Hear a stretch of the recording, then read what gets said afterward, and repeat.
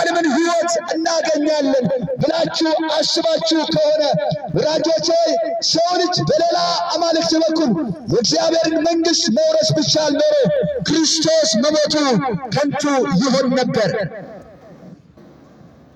አያችሁት?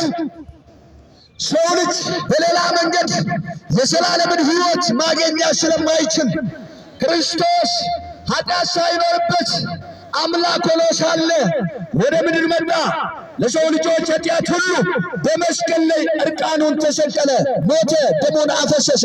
ለዚህ ነው መጽሐፍ ቅዱስ የእግዚአብሔር ቃል ሲናገር ደም ሳይፈስ ስርየት የለም ይላል። ወዳጄ ደሙን ያፈሰሰልህ ኢየሱስ ክርስቶስ ብቻ ነው። የአገረ ሰዎች አስታውሱ፣ ዛሬ ይህ የምንሰብክላችሁ የክርስቶስ ወንጌል ሃይማኖት ወይንም ታሪክ አይደለም።